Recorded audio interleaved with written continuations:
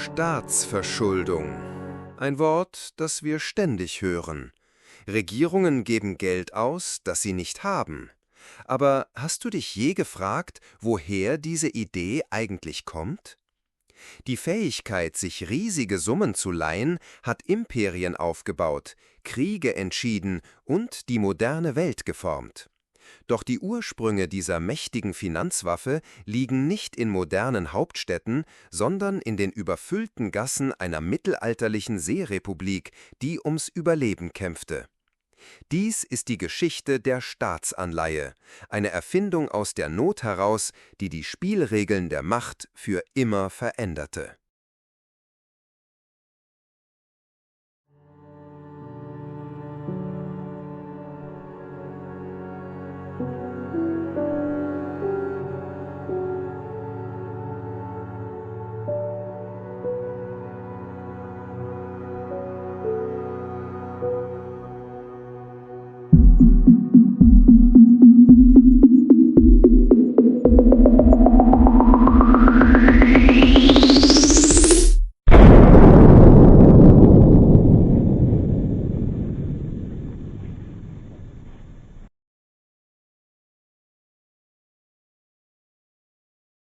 Vor dem 12. Jahrhundert hatten Herrscher nur wenige, sehr unbeliebte Möglichkeiten, um an Geld zu kommen.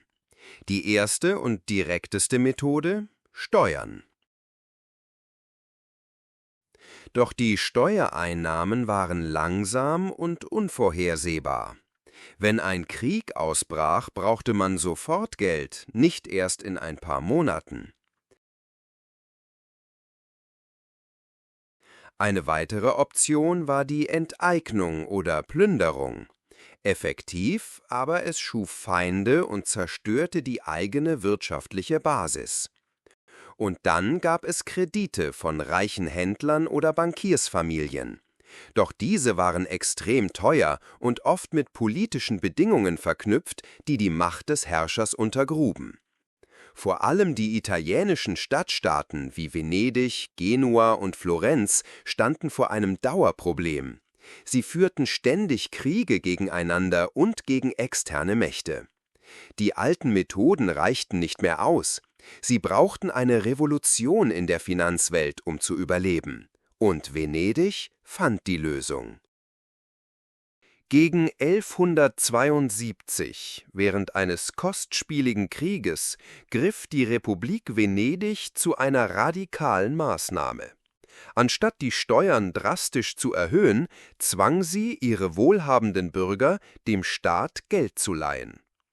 Dieser Zwangskredit wurde Prestiti genannt. Im Gegenzug für ihr Gold erhielten die Bürger ein Zertifikat vom Staat, das ihnen eine jährliche Zinszahlung von 5% versprach. Zuerst war dies nur eine Notmaßnahme. Doch Venedig führte weiter Krieg und die Prestiti wurden zu einem permanenten System. Und dann passierte etwas Geniales. Die Bürger erkannten, dass die Zertifikate selbst einen Wert hatten. Venedig war bekannt dafür, seine Schulden zuverlässig zu bedienen. Die Zinszahlungen kamen pünktlich. Also begannen die Halter der Prestiti, diese Zertifikate untereinander zu handeln.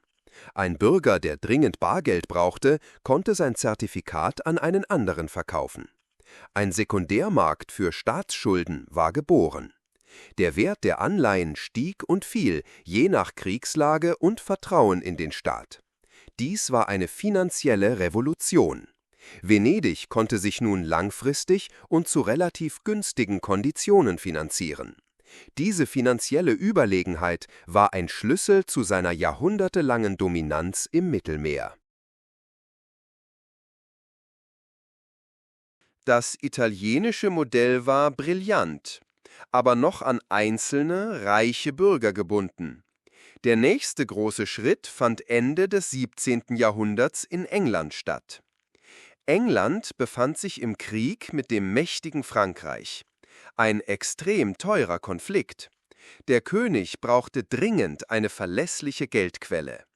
1694 wurde nach dem Vorbild der Venezianer eine radikale neue Institution gegründet, die Bank of England.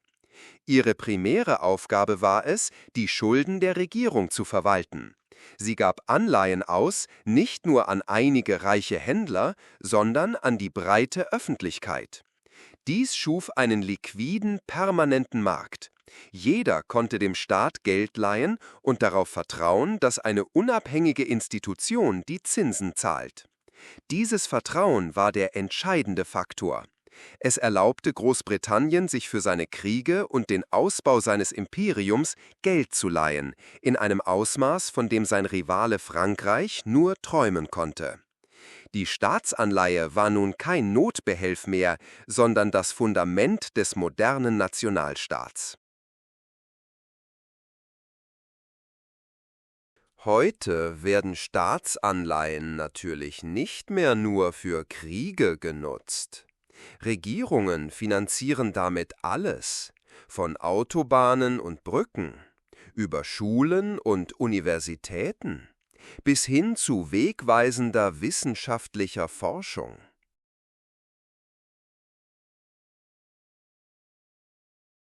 Für Anleger gelten sie in turbulenten Zeiten als sicherer Hafen. Das Vertrauen, dass eine stabile Regierung ihre Schulden zurückzahlt, ist zu einem Eckpfeiler des globalen Finanzsystems geworden. Doch die Geschichte der Staatsanleihe ist auch eine Warnung. Wenn das Vertrauen schwindet und ein Staat seine Schulden nicht mehr bedienen kann, droht der Staatsbankrott. Eine Krise, die ganze Volkswirtschaften ins Wanken bringen kann. Die geniale Erfindung aus Venedig hat zwei Seiten. Sie kann Stabilität schaffen, aber auch zu Katastrophen führen. Von einer Zwangsanleihe zur Finanzierung von Galeeren im Mittelalter bis zum digitalen Rückgrat unserer modernen Wirtschaft hat die Staatsanleihe eine unglaubliche Reise hinter sich.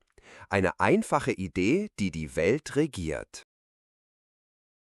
Das war die Geschichte, wie Schulden zu einer Supermacht wurden. Wenn dir dieses Video gefallen hat und du mehr über die historischen Ereignisse erfahren möchtest, die unsere heutige Welt prägen, dann abonniere den Kanal. Und jetzt zu dir. Welches finanzhistorische Ereignis sollen wir als nächstes beleuchten? Die Weltwirtschaftskrise 1929? Die Gründung der Federal Reserve? Schreib es in die Kommentare. Danke fürs Zuschauen.